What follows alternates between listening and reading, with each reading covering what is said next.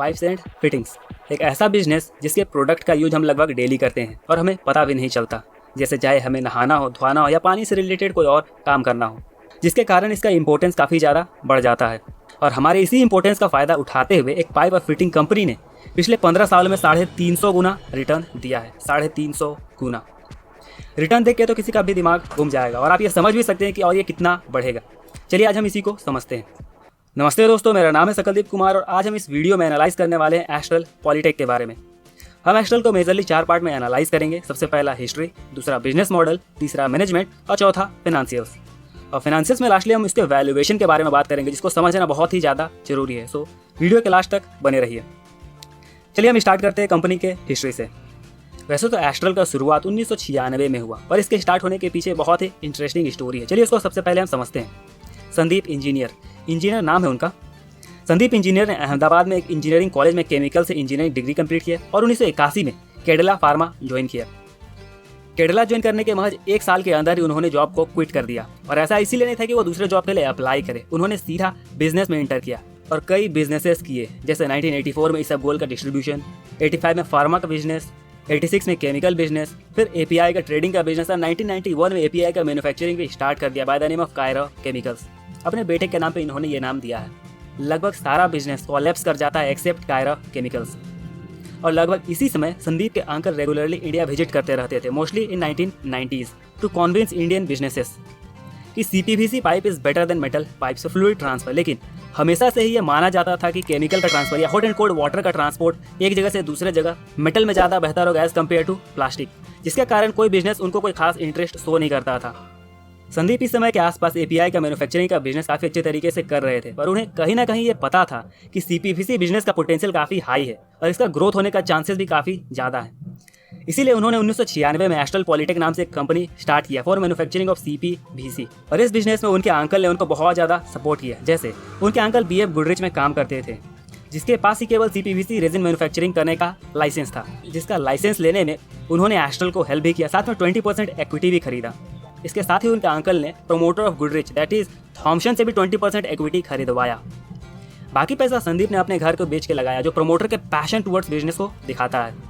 संदीप ने काफ़ी मेहनत किया ताकि वो इंडस्ट्रीज को कन्विंस कर सके कि मेटल पाइप से अच्छा है सीपीवीसी, लेकिन उनको कोई खास फायदा नहीं हुआ। यहाँ तक कि उन्होंने लॉसेस में तक प्रोडक्ट को बेचना शुरू कर दिया to stay competitive with metal prices, पर कुछ खास फायदा नहीं हुआ। और 2000 का .com बबल एस्ट्रल और कायरो के लिए बहुत खराब साबित हुआ और लगभग बैंकरप्सी की तरफ चल ही गए थे। लेकिन किसी तरीके से संदीप ने थॉमसन फैमिली को कन्विंस किया और वहाँ से पैसा उठाया जस्ट फॉर सर्वाइव करते ही एस्ट्रल ने अपना फोकस को इंडस्ट्री से शिफ्ट किया प्लम्बिंग में, जहां उन्हें थोड़ा बहुत सक्सेस मिलना स्टार्ट हुआ और धीरे धीरे विद अग्रेसिव एडवर्टाइजिंग वो कॉमन पीपल के दिमाग में भी बसने लगे, जिसके कारण एस्ट्रल लगभग सीपीवीसी सेगमेंट में मार्केट लीडर बनी और अपने प्रोडक्ट को और डाइवर्सिफाई और बेटर सिंक्रोनाइज करने के लिए 2010 में एस्ट्रल ने एडेसिव सेगमेंट्स में भी एंटर किया और धीरे धीरे कुछ और एडेसिव कंपनियों को भी खरीदा। ये तो ओवरऑल हिस्ट्री एस्ट्रल पॉलीटेक के बारे में। अगर आपको एस्ट्रल के हिस्ट्री को बेहतर तरीके से पढ़ना है तो मैं रिकमेंड करूंगा सौरभ मुखर्जी के द्वारा लिखा गया बुक द अनयूजुअल बिलियनियर, उसे जरूर पढ़ें। डिस्क्रिप्शन में आपको उसका लिंक मिल जाएगा। अब हम बात करेंगे एस्ट्रल के बिजनेस मॉडल के बारे में।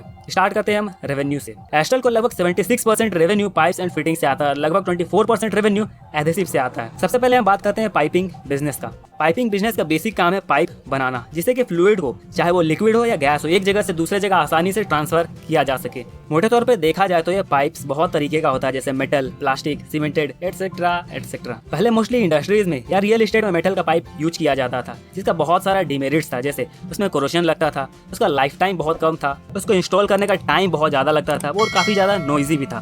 तो इन तीनों प्रॉब्लम को पीवीसी तो सॉल्व कर देती थी, लेकिन केमिकल्स और हॉट एंड कोल्ड वाटर का फ्लो पीवीसी के थ्रू नहीं हो सकता था, जिसके कारण मेटल पाइप्स को ऑलवेज कंसीडर किया जाता था कि वो प्लास्टिक से बेटर होगा।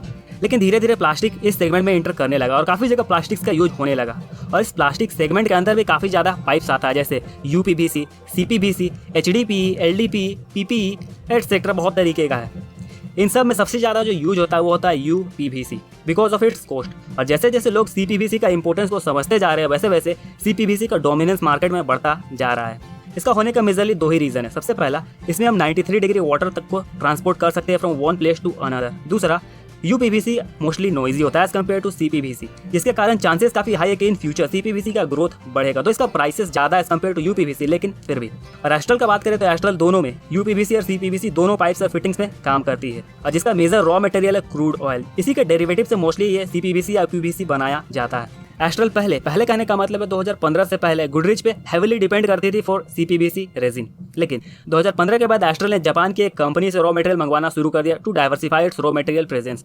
दो एस्ट्रल भी मोस्टली डिपेंड करती है क्रूड ऑयल का प्राइस पे, करेंसी का फ्लक्चुएशन पे और इंटरेस्ट रेट का फ्लक्चुएशन से, क्योंकि इसका most of the raw material बाहर से ही आता है। एस्ट्रल के पास रॉ मटेरियल आने के बाद वो उसे पाइप्स और फिटिंग्स में कन्वर्ट करती है और लगभग 850 डिस्ट्रीब्यूटर्स और 33,000 डीलर्स के सहारे अपना सारा का सारा प्रोडक्ट को लगभग पूरे भारत में बेचती है। एक दो बात जो आपको एस्ट्रल के बारे में पता होना चाहिए वो ये है कि एस्ट्रल को जैसे ही 2003-4 के बाद प्रॉफिट होना शुरू हुआ, एस्ट्रल ने सारा प्रॉफिट या तो एडवर्टाइजिंग में खर्च किया या फिर कैपेक्स में, क्योंकि संदीप इंजीनियर को पता था कि without advertising you can build a brand that people can trust.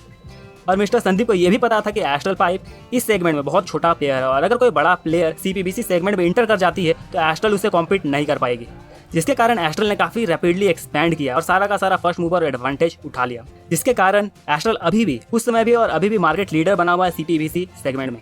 अब हम बात करते हैं एडेसिव्स का। एडेसिव्स का बेसिक काम है दो प्रोडक्ट को जोड़ना। यहाँ हम एस्ट्रल का बात करें तो मोस्टली ये पाइप्स और फिटिंग्स को जोड़ने का काम करती है, तो इसका बहुत सारा अदर यूजेस भी है, लेकिन हम यहाँ फोकस करेंगे बस जोड़ने में पाइप्स और फिटिंग्स को, जिसके लिए कंपनी पहले दूसरों पर डिपेंड करती थी। एस्ट्रल ने एडेसिव्स में एंट्री इनऑर्गेनिक तरीके से किया है, कहने का मतलब है दूसरे कंपनियों को खरीद के। जैसे 2009 में इन्होंने एडवांस एडेसिव्स कंपनी को खरीदा, 2014-15 में रेसिनोवा और सील आईटी को एक्वायर किया।